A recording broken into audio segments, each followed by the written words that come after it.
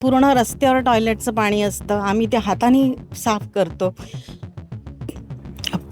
परत घरातून सगळं असं वरती पाणी येतं. मुंबईकर आहोत म्हणे आम्हाला तो हक्क हवाय आणि तो जर नाही मिळाला तर आम्ही पुढे आंदोलनावर शिवाय आमच्याकडे पर्याय नाहीये. आणि गेले 40 वर्षापासून ऐकते की इथे पुनर्विकास होणार, पण नारळ फुटतात, पेढे वाटतात, पुनर्विकास काहीच होत नाहीये. आमच्याकडे घर मालक कधीच येत नाही, फक्त आमचं भाडं नेण्यासाठी त्यांनी एक माणूस ठेवलेला आहे, तो येतो. ते 2-2 रूम असतील, एका रूम मध्ये स्वतः राहतो माणूस, दुसरा रूम भाड्याने दिला असेल तर त्याच्याकडून एक्स्ट्रा 3-3 हजार रुपये भाडं घेतात आणि खोलीचं भाडंही घेतात. मालकाने कुठल्याही पद्धतीचा असा जर काही अत्याचार करण्याचा प्रयत्न केला, पागडी एकता संघ अशा प्रत्येक पागडीधारकाच्या पाठीमागे खंबीरपणे उभा राहणार. पागडी एकता संघाचा विजय असो, पागडी एकता संघाचा विजय असो, पागडी एकता संघाचा विजय असो. आता हे आमचे सतत जे प्रॉब्लेम आहे, घरात उंदीर येणं, किती पण घर बनवलं, किती पण काय केलं तर त्याला वाळवी लागणं, परत त्यात ते गांडूळ निघणं, झुरळं निघणं. नुकत्याच संपन्न झालेल्या पावसाळी अधिवेशनामध्ये महाराष्ट्र गृहनिर्माण आणि क्षेत्र विकास दुरुस्ती विधेयक 2026 हे विधानसभा आणि विधान परिषद या दोन्ही ठिकाणी संमत करण्यात आलेलं आहे. या विधेयकामुळे नेमके काय बदल घडणार आहे, तर मुंबईतल्या लाखो मूळ मुंबईकरांना त्यांचं हक्काचं घर मिळण्यासाठीचा मार्ग मोकळा होणार आहे. या विधेयकामुळे नेमकं काय होणार आहे, तर मुंबईतला मराठी माणूस हा मुंबईतच टिकून राहावा यासाठी राज्य सरकार करत असणाऱ्या प्रयत्नांना कुठेतरी दिशा मिळणार आहे. मात्र खरंच या विधेयकाचा सर्वसामान्य नागरिकांवर काय परिणाम होणार आहे, या विधेयकाच्या कायदेशीर बाबी नेमक्या काय आहेत आणि सर्वसामान्य मुंबईकर जे पागडीमध्ये वर्षानुवर्ष वास्तव्यास आहे त्यांना या विधेयकामुळे कसा दिलासा मिळणार आहे, हाच विषय आज आपण थेट त्यांच्या चाळींमध्ये जाऊन, त्यांच्या इमारतींमध्ये जाऊन जाणून घेणार आहोत. नमस्कार, महा MTV मध्ये आपल्या सगळ्यांचं स्वागत. मी गायत्री श्रीगोंदेकर आणि कॅमेरावर आहे जयेश पाटील. 100 वर्षांहून जुन्या झालेल्या चाळींमध्ये आता दुरुस्ती करणं देखील मुश्किल झालेलं आहे. अशातच ज्येष्ठ नागरिक आणि लहान मुलांना देखील अनेक आरोग्याच्या समस्यांना सामोरं जावं लागत आहे. एक छोट्या दुरुस्त करण्यासाठी देखील जागा मालकांची परवानगी घ्यावी लागते. अनेकदा परवानगी न मिळाल्यामुळे देखील वेगवेगळ्या समस्या निर्माण होतात. या उपकर प्राप्त इमारतींच्या समस्या नेमक्या काय आहेत, आता ज्या कायदेशीर बाबी आहेत त्या नेमक्या कशा पुढे जाणार आहेत आणि हे विधेयक संमत झाल्यानंतर, हा कायदा पास झाल्यानंतर नेमके कोणते बदल घडून येणार आहेत, चला तर मग जाणून घेऊयात थेट पागडी एकता संघाच्या माध्यमातून. आता आपण आहोत मुंबईच्या मध्यवर्ती असणाऱ्या, दक्षिण मुंबईतील महत्त्वाचं एक ठिकाण असणाऱ्या शिवडीतील रावजी सोचपाळ कंपाऊंड मध्ये. इथल्या नागरिकांना नेमक्या कोणत्या समस्यांना सामोरं जावं लागतंय, ह्या चाळी ज्या आहेत त्या 100 वर्षांहून अधिक काळ जुन्या अशा झालेल्या आहेत. अनेक समस्या आहेत, अनेक दुरुस्त्या दर पावसाळ्यापूर्वी किंवा इतर वेळी देखील या नागरिकांना कराव्या लागतात. नेमकं ते कसं राहतात या इतक्या छोट्याशा घरामध्ये, इतकी वर्ष त्यांनी नेमकी कशी काढली आहेत, हे त्यांच्याकडूनच प्रत्यक्षात आपण जाणून घेणार आहोत. माझं नाव विनीता राणे. मी गणेश गल्ली विभागातून चाळीमध्येच राहणारी आणि चाळीतच वाढलेली मुलगी आहे. आणि आमचा हा लढा साधारणपणे 103(ब)चा जो कायदा आहे, जो आज सुप्रीम कोर्टात गेली 40 वर्षे पेंडिंग आहे मॅडम, तेव्हापासून हा लढा चालू आहे. म्हाडा कायद्यामध्ये जी 79A(b)ची तरतूद झाली, ज्याच्याबद्दल आता तुम्ही वाच्यता केलीत, त्याच्यामध्ये काही सुधारणा गरजेच्या होत्या, ज्या आत्ताच्या अधिवेशनामध्ये, पावसाळी अधिवेशनामध्ये श्री प्रवीण दरेकर जी आहेत त्यांनी तो विषय मांडला LAQ लक्षवेधीमध्ये. आणि त्वरित सर्व राजकीय पक्षांनी, विरोधक पक्षांनी पण आणि सत्ताधारी पण, सगळ्या पक्षांच्या आमदारांनी तो विषय उचलून धरला आणि सर्वानुमते ते विधेयक, जे बिल आहे ते दोन्ही अधिवेशनात पास झालेलं आहे. आता याची पुढची प्रक्रिया अशी आहे की हे विधेयक जे आहे ते राज्यपालांकडे जाईल आणि मग कायद्याचा मसुदा तयार, म्हणजे तरतूद होऊन त्याच्यामध्ये त्यांची स्वाक्षरी होऊन म्हाडाला सक्षम प्राधिकरण म्हणून घोषित केलं जाईल, जेणेकरून म्हाडाला इमारत धोकादायक आहे की नाही हे घोषित करण्याचा अधिकार मिळतो. यामुळे काय होईल की ज्या 79A नोटिसेस या 13,800 बिल्डिंगला म्हाडा देत होती, ती देण्याची प्रक्रिया सुरू होईल आणि त्यांच्या पुनर्विकासाचा जो स्टेप्स आहेत, पहिले 6 महिने चाळ मालक, नंतरचे 6 महिने रहिवाशी आणि त्यांनाही नाही शक्य झालं तर म्हाडाकडून पुनर्विकासाची प्रक्रिया राबवली जाईल. आता या केसची अंतिम सुनवाई, शक्यतो अंतिम सुनवाई सुप्रीम कोर्टामध्ये 20 जुलैला आहे. त्यासाठी आम्ही अतिशय अतोनात मेहनत घेतली. रहिवाशांनी म्हणण्यापेक्षा मुंबईतल्या मूळ मुंबईकरांची एक संघटना आहे, म्हणजे कॉमन मॅनची पॉवर याच्यामध्ये दिसून येते. आम्ही सर्व राजकीय पक्षांना, सर्व नेत्यांना, सर्व पदाधिकाऱ्यांना भेटलो आणि हे विधेयक मंजूर करण्यासाठी अतोनात मेहनत घेतली आणि त्याचं फलस्वरूप म्हणून हे विधेयक, हे जे बिल जे आहे ते दोन्ही सभागृहात पास होऊन आता राज्यपालांच्या सहीसाठी चाललेलं आहे. 20 जुलैच्या आधी सही होईल अशी आम्हाला मंत्रालयातून, हाऊसिंग डिपार्टमेंटमधून माहिती मिळत आहे. 20 जुलैला जर हे बिल संमत झालं, म्हणजे राज्यपालांची सही झाली याच्यावरती, कायद्याच्या मसुद्यावर, तर हा कायदा, अमेंडमेंट झालेला कायदा 20 जुलैला आपण सुप्रीम कोर्टात सादर करू शकू आणि 79A कायद्यावर जो स्टे आलेला आहे तो उठेल आणि 13,800 इमारतींच्या पुनर्विकासाचा मार्ग अंशतः मोकळा होईल. मुंबईमध्ये कंपाऊंड अथॉरिटी इश्यू आम्ही 18 महिने अगोदर काढला होता. लोकांना विश्वास नव्हता, बरोबर आहे. 18 महिने अगोदर, 18 महिन्यानंतर म्हाडाला जाग आली आज की अंबान हे करू. हे तुम्ही 18 महिने अगोदर पण केलं असतं. काय नवीन होतं त्याच्यामध्ये? जेव्हा कोर्टमध्ये गेला, आम्ही तुम्हाला सांगितलं होतं की तुम्ही माघार घ्यायला क्लिअर करा आणि तुम्ही जा, पण तेव्हा तुम्ही केला नाही. तुम्ही इगोमध्ये जगला. आताही तुम्ही इगोमध्ये आहात. जर तुम्ही SOP 2 कॅन्सल केला नाही, तुमचा रिडेव्हलपमेंट स्टार्ट होणार नाही. जे मुंबईकर इकडे बघत आहेत, बघा, आम्ही पागडी एकता संघ तुमच्यासाठी काम करत आहे आणि तुमच्यासाठी सतत काम करत राहणार. पण तुम्हाला we are the torch bearers, तर तुम्हाला रस्ता दाखवणं ते आमचं कर्तव्य. म्हणून तुम्हाला इकडे मी सांगतो, म्हाडालाही सांगतो आणि सरकारलाही सांगतो, साहेब तुम्ही आता एवढा केला आहे तर SOP 2 तुम्ही कॅन्सल करा आणि 79A जो रूप आहे की म्हणजे बिल्डिंग डेंजरस डिक्लेअर केली, त्यानंतर 6 महिने मालकाला, 6 महिने टेनंट्सला, नाहीतर म्हाडाला, तसंच तुम्ही ठेवा, नाहीतर तुमचा रिडेव्हलपमेंट सुरू होणार नाही. खरं तर ह्या सगळ्या खूप कायदेशीर बाबी असतात जे आपण पहिल्या 2 प्रतिक्रियांमधून घेतलं आहे. पण खरं तर तुम्ही सगळेजण मूळ याच्यामध्ये जे तिथे राहणारे व्यक्ती असतात ते रोजच्या दैनंदिन सगळ्या त्रासाला सामोरं जात असतात. किती वर्षांपासून इथे राहत आहात आणि काय समस्या आहेत इथे प्रामुख्याने? नमस्कार, मी कमलाकर जाधव. वास्तव्यता मुंबईमध्ये, विशेषतः साऊथ मुंबईमध्ये ज्या पागडी इमारती आहेत आणि सेस इमारती आहेत त्यांची संख्या खूपच मोठी आपल्या सगळ्यांच्या लक्षात आलं असेल. याच्या अगोदर ह्या रिडेव्हलपमेंटसाठी बऱ्याच रहिवाशांनी प्रयत्न केले, पण मालक पुढे येत नव्हते, त्याच्यामुळे रिडेव्हलपमेंट होत नव्हती. सुप्रीम कोर्टाने हायकोर्टामध्ये एक जज्जांची कमिटी अपॉइंट केली होती. त्या कमिटीने या सगळ्या बिल्डिंगचा अभ्यास केला आहे आणि त्यांना अभ्यास करून रिपोर्ट सबमिट करायला सांगितला होता. त्यांनी तो रिपोर्ट फेवरेबली सबमिट केला आहे. फेवरेबली याचा अर्थ त्यांनी प्रत्यक्षात तिथे जाऊन पाहिलं आहे की अशा ह्या बिल्डिंग खरोखर डिलेपिटेड आहेत का. त्यांच्या ते लक्षात आलेलं आहे. बऱ्याच वर्षापासून यांचं रिडेव्हलपमेंट रखडलेलं आहे आणि ते खरोखर त्या रिडेव्हलपमेंटला आत्ता लायक आहेत. पण ही लोक, जे ओनर लोक कोर्टात गेले, त्यामुळे हा मुद्दा उपस्थित झाला आणि हे रिडेव्हलपमेंट अडकलेलं आहे. प्री मान्सून एखादी बिल्डिंग डिक्लेअर करायची असते डिलॅपिडेटेड किंवा डेंजरस म्हणून, त्यावेळेला म्हाडाला अधिकार असल्यामुळे म्हाडा प्री मान्सून डिक्लेअर करत आहे डेंजरस म्हणून आणि ते डेंजरस बिल्डिंगची लिस्ट तयार केली जाते. त्यावेळेला कोणताही मालक कोर्टात जात नाही. म्हणजेच त्या ठिकाणी म्हाडाने केलेली कृती योग्य हे आतापर्यंत हे दिसलेलं आहे. म्हणजे कॉम्पिटंट अथॉरिटी ही म्हाडाच आहे, पण आता नव्याने हे सगळं ह्या लोकांनी उभं केलं आहे आणि सुप्रीम कोर्टामध्ये मॅटर गेलेली आहे. तर आम्हाला म्हणायचं आहे, हा कायदा खूप सुंदर आहे, सगळ्यांनी लक्षात घ्यायला पाहिजे. आपल्यासाठी सरकारने आणलेलं आहे, फार विचार देऊन या सगळ्या गोष्टीवर थॉटफुली डिझाईन स्कीम आहे ही. अगोदर अशी 33/7, 33/9 वगैरे असे DCR प्रमाणे स्कीम होत्या, पण त्यासाठी मुद्दाम मालक लोक अडवणूक करत होते, होऊ देत नव्हते. आता त्याच्यामध्ये अजून एक मुद्दा असा होता की मालकाला काय द्यायचं रेम्युनरेशन, तर त्यामध्ये कुठेही कायद्यात तरतूद नव्हती. मालकाला किती % रेम्युनरेशन द्यायचं. तर आता ह्या 79 कायद्यामध्ये त्यांनी मालकाचं रेम्युनरेशन पण फिक्स केलं आहे. त्याच्यामुळे त्या मालकाला काही करून ते ॲक्सेप्ट करावं लागणार आहे, त्याला कुठेही पळवाटा नाही आहे. असा एक सुंदर कायदा हा आलेला आहे. मी मिनल काणेकर, रावजी सोसपाळ कंपाऊंडमध्येच राहते. गेली 23 वर्ष, माझं लग्नाला 23 वर्ष झालीत. आमची ही 3री पिढी आहे. गेली 100 वर्ष म्हणजे होऊन गेले त्या चाळीला. माझ्या सासऱ्यांपासून ती आत्ता आमची 3री पिढी आहे इथे राहते.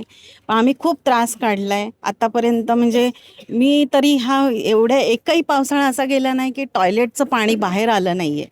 पूर्ण रस्त्यावर टॉयलेटचं पाणी असतं, आम्ही ते हाताने साफ करतो. परत घरातून सगळं असं वरती पाणी येतं. ताई, तुम्हाला असं वाटतं की आता तुमच्या घराच्या पुनर्विकासाचा मार्ग कुठेतरी मोकळा झालाय किंवा आशा वाटतीये? हा किंवा नाही, काय मागणी आहे? आशा वाटते, पण सरकारने लवकरात लवकर या गोष्टींकडे, जरी कायदा पास झालेला असला तरी पण तो त्यांच्या परीने झालेला आहे, तो आधी अंमलात आणला गेला पाहिजे लवकरात लवकर. कारण आमच्यासारखे असे बरेचसे रहिवासी असतील की त्यांचे पण सेम प्रॉब्लेम आहेत. आणि दुसरी गोष्ट म्हणजे आम्ही आता एवढे वर्ष राहतोय, म्हणजे आम्हाला पाहिजे तसं घर मिळालं पाहिजे. आम्ही आता काय दुसरीकडे जाऊ शकत नाही, आमचं सर्व इथंच आहे. मुलांचं शिक्षण सगळं इथेच आहे, मुलांच्या नोकऱ्या पण इथेच होणार, सगळं आम्ही मुंबईमधलेच आहोत, मुंबईकर आहोत. म्हणे आम्हाला तो हक्क हवा आहे, आणि तो जर नाही मिळाला तर आम्ही पुढे आंदोलनावर शिवाय आमच्याकडे पर्याय नाही आहे. मी विजया उत्तम कोनुरे, रावजी सोसपाळ कंपाऊंडमधली रहिवासी आहे. आज मी 65 वर्ष झाली इथे राहते आणि गेले 40 वर्षापासून ऐकते की इथे पुनर्विकास होणार, पुनर्विकास होणार. पण नारळ फुटतात, पेढे वाटतात, पुनर्विकास काहीच होत नाही आहे. आज आमची आई 90-92 वर्ष जगली. ती गेल्या 4 महिन्यामध्ये ऑफ झाली, परंतु ती जागेवर होती, पण आम्हाला टॉयलेटची व्यवस्था करताच आली नाही. करणार कशी आम्ही? घरामध्ये आता घरात लोक आहेत म्हणून ते सगळं तिचं करत होते. आणि आजकाल तर अशी परिस्थिती निर्माण झालेली आहे की इथल्या मुलांची लग्नच होत नाही आहेत. कारण मुली काय म्हणतात, डबा घेऊन आम्ही बाहेर जाणार नाही आहे. त्यामुळे काय करायचं इथल्या रहिवाशांनी, हा मोठा प्रश्न आहे. आणि आम्हालाही वाटतं की आता आमचं वय झालेलं आहे, घरामध्ये टॉयलेट असावं, बिल्डिंग असावी. आता माझी बहीणच आहे घरामध्ये बघा, पण तिला चालता येत नाही आहे. पण आम्ही काय करू शकतोय, घरातल्या घरातच राहायचं आहे. तेच जर बिल्डिंग असते, जरा मोठं घर असतं, एका खोलीत रूममध्ये तिला ठेवता आलं असतं, बाकीचे एका रूममध्ये राहिले असते. आज एवढ्या एवढ्याशा रूममध्ये आम्ही 10-10, 12-12 लोक राहतो. कसे राहतो ते आमचं आम्हालाच माहिती. तुमचे घर मालक येतात का कधी इकडे? आमच्याकडे घर मालक कधीच येत नाही, फक्त आमचं भाडं नेण्यासाठी त्यांनी एक माणूस ठेवलेला आहे, तो येतो. आणि मेन म्हणजे काय आहे, इथे 2-2 रूम असतील, एका रूममध्ये स्वतः राहतो माणूस, दुसरा रूम भाड्याने दिला असेल तर त्याच्याकडून एक्स्ट्रा 3-3 हजार रुपये भाडं घेतात आणि खोलीचं भाडंही घेतात. असं त्यांचं सगळं चाललेलं आहे. पण आम्ही काहीच करू शकत नाही. साधा आम्हाला माळा रिपेअरिंग करायचा म्हटलं, अँगल घालायचे म्हटलं तर 25,000 द्या म्हणतात. टॉयलेट बांधायचं तर तुमच्या घरात कोण आजारी आहे का तरच देणार. असं हे सगळं चाललेलं आहे. पण आजकाल लोकांनी काय केले, 5-5 लाख रुपये घालून रूम रिपेअरिंग केल्यात, पण तरीसुद्धा मुलांची लग्न होतच नाही आहेत, टॉयलेटसाठी होत नाही. हा मोठा प्रश्न आहे. त्यामुळे आम्हाला असं वाटतं की इथला विकास लवकरात लवकर व्हावा, हीच आमची इच्छा आहे. आणि ते आमच्या मालकांकडून होईल असं आम्हाला वाटत नाही आहे. तर म्हाडातर्फे तो लवकरात लवकर निर्णय योग्य लागावा हीच विनंती. मी तानाजी गायकवाड, मी रावजी सोचपाळ कंपाऊंडचा रहिवासी आहे. आणि मी इथे जवळजवळ आमच्या ह्या चाळी 96 ते 100 वर्षापूर्वीचे आहेत. खूप अति वाईट परिस्थितीमध्ये या चाळीमध्ये आम्ही राहत आहोत. आणि तुम्ही तुमच्या चॅनेलने आमच्या या चाळीमध्ये येऊन ही समस्या मांडण्यासाठी तुम्ही आलात, त्याबद्दल तुमचं अगोदर मी स्वागत करतो. असंच जनतेसमोर या आमच्या ज्या खूप खराब वाईट परिस्थितीत आम्ही राहतो त्याच्या जर भावना तुम्ही व्यक्त केल्यात तर जनतेलाही कळेल, कोर्टालाही कळेल, मालक वर्गाला बी कळेल, आणि आम्ही कशा परिस्थितीत राहतो आहे हे त्याच्यासमोर जाईल. मला एवढंच म्हणायचं आहे की आत्तापर्यंत जो 79A कायदा आला, त्या कायद्यामध्ये मला वाटतं आम्ही पहिल्या 3मध्ये आहोत की आम्ही ह्या प्रोसेस पूर्ण केली, आणि तेव्हापासून आम्ही लढा देत आहोत. पण मालक वर्ग हा कोर्टात गेल्यामुळे आम्ही कुठंतरी थांबलो आणि आम्हाला काहीच करता आलं नाही आहे. मला एवढंच म्हणायचं आहे की आणखी याच्या पुढे जाऊन जेव्हा चाळींचा उल्लेख केला जातो, इमारतीचा उल्लेख केला जातो, त्याप्रमाणे आमच्या बैठी चाळीचा उल्लेख केला जात नाही आहे, तो कुठला तरी केला जावा. कारण आम्ही मानवतेच्या दृष्टीने तर खूप खराब परिस्थितीत राहतो आहे. चाळ म्हणजे शेज बिल्डिंगमध्ये, शेज चाळीमध्ये राहतो आहे. असं नाही की आमच्या बिल्डिंगमध्ये आम्ही पडली पाहिजे आणि मग मेलो पाहिजे, असं नाही आहे. चाळी पण बघितलं तर आता आमच्या अध्यक्ष सुनील पोळ यांनी सांगितलंच की वाळवी लागते, जेवणामध्ये वाळवी पडते, आम्ही कसं जेवतो, कसं राहतो. आणि आत्ता आमच्या ताई त्यांनीसुद्धा सांगितलं की आम्ही कशा परिस्थितीत राहतो आहे. तर आमची एकच मान्य आहे की जेव्हा तुम्ही रिडेव्हलपमेंटचा विषय घेता आणि चाळींचा आणि इमारतीचा उल्लेख करता, बैठ्या चाळीचा पण उल्लेख केला जावा अशी आमची मागणी आहे. आणि हे पुढे नेण्यासाठी जेव्हा 20 तारखेला जे केस आहे कोर्टामध्ये, सुप्रीम कोर्टामध्ये, त्याच्यामध्ये चांगल्यात चांगला काउन्सिल देऊन आमची बाजू मांडण्यात यावी अशी माझी सरकारला विनंती आहे. माझं नाव जितेंद्र सावंत, मी कोंडाजाळीचा रहिवासी आहे. ज्या 935 बिल्डिंगना स्टे भेटला नोटीस लागल्यानंतर, त्यापैकी आमची एक बिल्डिंग आहे. आमच्या बिल्डिंगला 79(1)(a)(b) नोटीस लागली. आमची अशी एवढीच अपेक्षा आहे की, आणि आमचं कसं झालं, आमचा सर्वे पण झाला, आमची टेनंट लिस्ट पण रेडी झाली आणि ती पेपर आउट होणार होती. त्याच वेळेला एक दिवस आधी हा स्टे आला. आमची एवढीच इच्छा आहे की हे जिथे थांबलं आहे ना, हा परत ॲक्टिवेट झाल्यानंतर हे जिथे थांबलं आहे ना, तिथूनच हा विषय पुढे व्हावा, ना की परत शून्यापासून सुरुवात व्हावी. कारण जे आमच्याकडे लोकांनी कन्सेंट केलेल्या त्यापैकी 13 लोक मागच्या 7-8 महिन्यात एक्सपायर झाले. त्यामुळे हा विषय पुन्हा जर पहिल्यापासून सुरुवात झाला तर आमच्यासाठी पण ते खूप डिफिकल्ट होईल. त्यांच्या अपात्रचे सगळे ते पुरावे वगैरे हे त्यांचे बेनिफिशरीजना अरेंज करायला. म्हणून आमची ही एक आशेचा किरण हाच आहे की जिथे थांबलं आहे तिथून हा विषय पुढे व्हावा. माझं नाव सुनील पोळ. मी ह्याच रावजी सोसपाळ कंपाऊंडमध्ये राहतो. गेली 40 वर्षे आम्ही झगडतो इथे. आमचे बेसिक प्रॉब्लेम असे होते, ह्या चाळींना जवळपास 100 वर्ष झालेली आहेत आणि 30-35 वर्षापासून सुरुवात यासाठी झाली कारण ही कौलारू घरं, त्याला असलेले वासे ते किडले, वाळवी पडायला लागली. मग तिथून पुनर्विकास व्हावा ही सुरुवात झाली. साधारणतः एक 95-96ला आमच्या ॲग्रीमेंट झाल्या मालकाबरोबर. मालक स्वतः आमचं करणार होते. ते 95-96ला आम्ही ॲग्रीमेंट दिल्यानंतर 2004ला त्यांना NOC मिळाली म्हाडाची पुनर्विकासासाठी. नंतर त्यांनी पुनर्विकासक निवडला आणि त्याच्यानंतर पण ते पडूनच राहिलं. जवळजवळ आमच्या सगळ्या परमिशन्स आलेल्या होत्या. पण 2010च्या दरम्यान, 2010 ते 2011च्या दरम्यान ते त्यांनी नेमलेले विकासक आणि त्यांच्यात काहीतरी वाद झाला आणि म्हणून ते तसंच पडून गेलं. आता हे आमचे सतत जे प्रॉब्लेम आहे, घरात उंदीर येणं, किती पण घर बनवलं, किती पण काय केलं तर त्याला वाळवी लागणं, परत त्यात ते गांडूळ निघणं, झुरळं निघणं. अक्षरशः हे जे ड्रेनेज लाईन आहे ना आमची मधली, ही ड्रेनेज लाईन पूर्ण कोलमडलेलं, पूर्ण मोडकळीला आलेलं. पावसाळ्यात, दर पावसाळ्यात, आता ह्या ताईंनी सांगितलं तसं पूर्ण पावसाळ्यात कुठल्या नाही कुठल्या चाळीतलं गटार भरतं आणि ते पाणी सगळं, टॉयलेटचं पाणी सगळं त्यात पूर्ण चाळीमधनं वाहून जातं. अक्षरशः काय काय घरांमध्ये त्या मोऱ्यांमधनं पाणी येतं आणि मोऱ्यांमधनं त्या संडासाची घाण येते. बरं, ही संडास आम्ही रिपेअर करून घेतो. इथले लोकप्रतिनिधी आहेत, आमदार, खासदार, ते आम्हाला मदत करतात, नगरसेवक. त्यांच्या निधीतनं आम्ही दरवर्षी, आता पण आमच्या इथे आतमध्ये काम चालू आहे. हे मालक फक्त भाडं घेतात आणि फक्त ते मालक असल्याची हे करून आणि फक्त छळवणूक करतात लोकांची. आणि सरकार, आम्ही ह्याच्याकडे बराच पाठपुरावा केला, अनेक बिल्डर्स आणून दिले त्यांना, पण त्यांना काय म्हणायचं, आम्ही करणार तेव्हाच होणार. दरम्यानच्या काळात हा 79 आला. 79 आल्यानंतर परत आम्ही मालकांना सांगितलं की तुम्ही हे करा, आम्ही तुमच्या पाठीशी होतो, आम्ही तुम्हाला पूर्ण सहकार्य करायला तयार आहोत. पण त्यांना वाटलं की हे काय होणार नाही. त्यांनी आपलं त्या कायद्याला असं ते कागद त्यांनी भिरकावला. त्यांनी ते 6 महिने सोडले. पण त्या उरलेल्या 6 महिन्यात आम्हाला ज्यावेळेला संधी मिळाली 79B आम्ही सगळी लोक एका छत्राखाली आले. रावजी सोसपाळ सहकारी गृहनिर्माण संस्थेच्या छत्राखाली आले. जवळपास 80% लोकांनी कन्सेंट केले आमच्याकडे. आम्ही विकासक नेमला. आम्ही 6 महिन्याच्यात सगळी पूर्तता केली.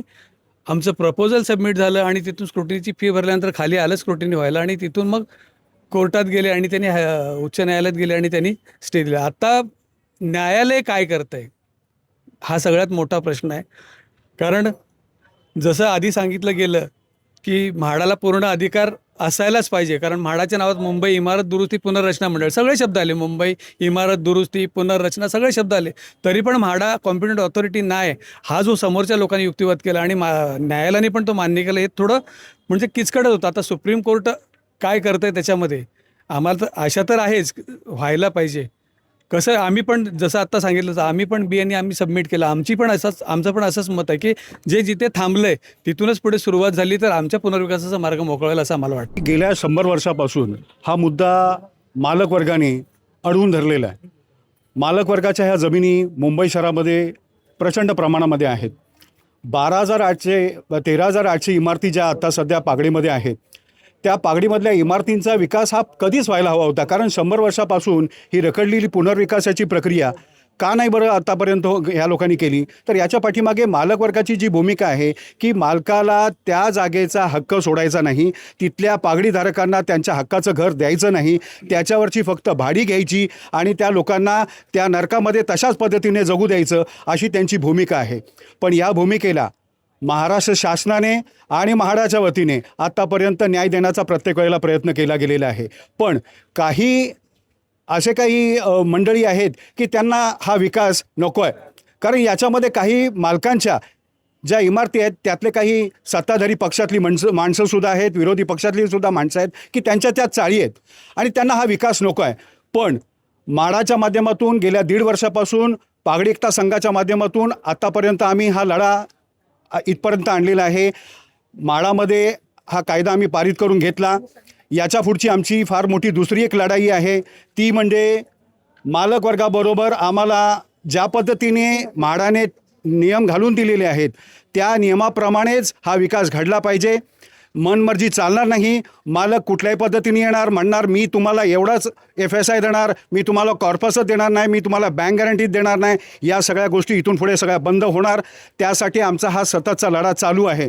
पागडी एकता संघ मुंबईतील जवळपास 20 लाख लोकांच्या पागडीधारकांच्या पाठीमागे अगदी खंबीरपणे उभा आहे. कुठलीही इविक्शन नोटीस आली त्यासाठी सुद्धा पागडी एकता संघ अगदी खंबीरपणे उभा राहील. इथल्या सगळ्या रहिवाशांना मी या माध्यमातून सांगू इच्छितो, हा संपूर्ण मराठी वर्गाला इकडून हाकलून लावण्याचा या मालक वर्गाचा मोठा डाव या ठिकाणी रचला जात आहे आणि त्यासाठी पागडी एकता संघ कुठल्याही परिस्थितीत इथला मराठी माणूस मुंबईच्या बाहेर जाऊ देणार नाही. या ठिकाणी मी अगदी मनापासून खंबीरपणे हे सांगू इच्छितो, मुंबईतला माणूस, मराठी माणूस हा इथेच राहणार आणि त्यासाठी पाहिजे तो आम्ही लढा देऊ. नमस्कार, मी परळी भोईवाडा गंगाबाई मेन्शनमध्ये राहतो आहे. मी ज्या चाळीमध्ये राहतो ती आज माझी 4थी पिढी आहे. माझ्या आजोबांपासून या चाळीमध्ये राहतो आहे. आम्ही 10x10 राहतो आहे. मग आज आम्ही किती वर्ष ह्या परिस्थितीमध्ये राहायचं. शासनाला प्रत्येक गोष्ट झगडल्याशिवाय का कळत नाही आहे. प्रशासनाला किंवा राजकीय नेत्यांना फक्त वोटिंगसाठी प्रत्येकजण येतो. मग आज प्रशासनाला का नाही कळत आहे की मूळचा मुंबईकर, जो मूळचा मराठी असेल किंवा कोणताही भाषिक असो, तो मूळचा मुंबईकर आहे, ज्यांनी मुंबई घडवली, जगवली आणि आजही जगवत आहे. मग ह्या चाळकऱ्यांना, ज्या मूळ रहिवाशांना प्रशासनाने तात्काळ का नाही ना अंमलबजावणी करून यांच्यावरती कारवाई करत. आज आमचे मालक लोक फक्त भाडं घेण्यापुरती येतात आहे, परंतु आम्हाला ज्या बेसिक गोष्टी येतात, आमच्या इमारतीमध्ये जे टॉयलेट पावसाळ्यामध्ये अक्षरशः टॉयलेटसाठी आम्हाला छत्री घेऊन बसावं लागतं. आज जे वयोवृद्ध आहेत त्यांना घरी टॉयलेटची प्रोव्हिजन करून देत नाही आहेत. म्हणजे आता कायदा झालेला आहे किंवा त्याची अंमलबजावणी होण्याची प्रक्रिया होईपर्यंत सरकारने तुमच्या सुरक्षिततेसाठी काय करावं अशी तुमची मागणी आहे? सुरक्षित सरकारने सगळ्यात प्रथम कायदा जसा केला आहे ना, तसंच त्या आता सांगितलं की ज्या 100 वर्ष किंवा ज्या 60-70 वर्षाच्या जुन्या इमारती आहेत त्यांना तात्काळ धोकादायक घोषित करून त्यांचं इम्प्लिमेंट केलं पाहिजे. ज्या बिल्डिंगी सेस बिल्डिंग आहेत, ज्या 99 वर्षाच्या लिझीवरती आहेत, ते मालक फक्त केअरटेकर, त्यांची पॉलिसीज आहे ती केअरटेकर आहे. मग जर ते केअरटेकर आहेत तर ते रहिवाशांवरती, मूळ रहिवाशां, मी भाडेकरू नाही आहे, मी पुन्हा एकदा सांगतो, आम्ही भाडेकरू नाही आहे, आम्ही रहिवाशी आहोत, तर त्या रहिवाशांवरतीची दादागिरी करतात आहे. ह्याच्यावरती शासनाने तात्काळ कारवाई केली पाहिजे. तरी एक धोरण आणलंच पाहिजे की हे लोक ते फक्त केअरटेकर आहेत ना, 99 वर्षाच्या लीजवरती शासन त्यांच्याकडून भाडं घेते. मग शासनाने त्यांनी तोच केलं पाहिजे ना की तुम्ही केअरटेकर आहेत. प्रशासनाने आम्हाला दिले पाहिजे ना की काही गोष्टी चुकतात आहे किंवा काही गोष्टी आहेत, ते कसे आमच्यावरती हे करू शकतात, ते कसे एव्हिएशन करू शकतात, ते कसे रहिवाशांना नाही करू शकतात. जर देशाचे पंतप्रधान सांगतात की जिथे घर आहे तिथे तुम्हाला स्वच्छतागृह ओपन करण्याची हे आहे, मग जर कॉमन टॉयलेटमध्ये एखादा जे एखादी ज्यांना गुडघ्यांच्या, आता बऱ्याच जणांना प्रॉब्लेम आहे, त्यांना नाही जमत कॉमन टॉयलेटमध्ये, तर त्यांनी स्वतःच्या पैशाने शासनाच्या नियमानुसार जर करत असेल तर त्याला मालक लोक अडचण आणत असतील तर किंवा त्यांना त्याच्यावरती कारवाई केली पाहिजे ना. आज महानगरपालिकाच्या अंडर हे सगळे प्रोजेक्ट येतात आहे. महानगरपालिका सांगते म्हाडाकडे जावा, म्हाडा सांगते महानगरपालिकेकडे जा. रहिवाशांनी कोणाकडे जायचं? तर ह्याच्यासाठी शासनाने तात्काळ याची नियमावली बनवली पाहिजे. जे दोन्ही पण महानगरपालिका आणि म्हाडा हे सगळं महाराष्ट्र शासनाच्या अंतर्गत आहे. तर त्यांनी कोणी एकमेकांकडे बोटं न दाखवता त्यांनी तात्काळ त्या ज्या गरजेच्या गोष्टी आहेत त्या केल्या पाहिजेत. ही आमची पहिली मागणी आहे. 100% हा कायदा टिकणार आणि 20 तारखेला मला खूप आशा आहे की हे जे विषय आहे कॉम्पिटंट अथॉरिटीचा हे नक्की सॉल्व्ह होईल. ॲज पर म्हाडा स्ट्रक्चरल ऑडिटर्सचं म्हणणं आहे की 30 इयर्स ओल्ड जे स्ट्रक्चर असते त्याची एज गेलेली आहे, ते रिडेव्हलपमेंटसाठी जाऊ शकतात. व हे जे स्ट्रक्चर्स आहेत ते 30चे 60चे 90चे 120पर्यंत आहेत. मग ह्यांची एज कुठनं राहिली आता? एक्सपायरी डेट यांची पण आहे ना कुठेतरी. आणि आता जर सरकारने मान्य केलं आहे की म्हाडा इज कॉम्पिटंट अथॉरिटी, तर I think that will help in supreme court की बाबा आता सरकार मान्य करते तर आम्हालाही द्यायला ते हरकत नाही. आणि ते चॅप्टर 8मध्ये ते प्रोव्हिजन्स आहेत. म्हणून मला वाटतं ते युक्तिवाद चांगल्यापणे होईल. काउन्सिल चांगलीपणे आपली बाजू मानतील तिथे आणि नक्की हा विषय आपल्या बाजूने लागेल आणि सर्व टेनंट लोकांचं भलं होणार आहे यासाठी. खरं तर भाडेकरू आणि चाळ मालक किंवा जागा मालक ह्यांच्यातील वाद मिटवून हा विषय पुढे जावा, या नागरिकांना स्वतःचं हक्काचं घर मिळावं आणि त्यांचे भाडेकरूंचे देखील हक्क अबाधित राहावेत, यासाठी महायुती सरकारच्या माध्यमातून हा कायदा करण्यात येतो आहे. खरं तर खूप वर्षांचा संघर्ष आहे या नागरिकांचा. आता तरी त्यांना आशा पल्लवित झाल्या आहेत की आता तरी त्यांना त्यांचं स्वतःचं हक्काचं पक्कं घर मिळेल. आपण बघतो महायुतीचं सरकार आल्यानंतर BDD चाळ प्रकल्प असेल किंवा इतर पुनर्विकास प्रकल्प जे असतील ते अत्यंत वेगाने पूर्ण होताना दिसत आहेत. शिवडीपासून हाकेच्या अंतरावर असणारं नायगाव, या नायगावमध्ये ज्या काही म्हाडाच्या माध्यमातून BDD चाळींचा पुनर्विकास करण्यात आला, अगदी 100-150 स्क्वेअर फीटमध्ये राहणाऱ्या नागरिकांना 500 चौरस फुटांचं घर मिळालं. मुंबईकरांना मुंबईतच घर मिळावं आणि त्यांनी इथेच राहावं यासाठी सरकारचे प्रयत्न होताना दिसतात. मात्र हे प्रयत्न होत असताना हे अति गतिमान पद्धतीने व्हावे. वर्षानुवर्ष जुन्या घरांमध्ये राहणाऱ्या नागरिकांना आता तरी पक्क स्वतःचं हक्काचं घर मिळावं या दिशेने उचललेले हे पाऊल अतिशय महत्त्वपूर्ण म्हणता येईल. मात्र कोर्टात 20 जुलैला नेमकं काय होणार यावरच आता या सगळ्या नागरिकांचं लक्ष आहे. राज्य सरकारने कोर्टात आमची बाजू ठामपणे मांडावी असं देखील भाडेकरूंची राज्य सरकारकडे मागणी आहे. आगामी काळामध्ये काय होईल ते आता पाहणं खरं तर गरजेचं ठरणार आहे. मात्र या एका कायद्यामुळे आणि सक्षम प्राधिकरण आता म्हाडाच असणार आहे आणि आता या चाळींची दुरुस्ती किंवा पुनर्रचना होणार नसून पुनर्विकास होण्याच्या दिशेने देखील हे बिल, हा कायदा अत्यंत महत्त्वाचा मानला जात आहे. या विषयावरची तुमची मतं आम्हाला नक्की कळवा. लाखो मुंबईकरांचं स्वप्नातलं घर साकार होण्याच्या दिशेने उचललेलं हे पाऊल म्हणून या निर्णयाकडे तुम्ही कसं बघता हे देखील आम्हाला कमेंट बॉक्समध्ये नक्की कळवा. हा विषय अधिकाधिक नागरिकांपर्यंत नक्की पोहोचवा. तूर्तास धन्यवाद.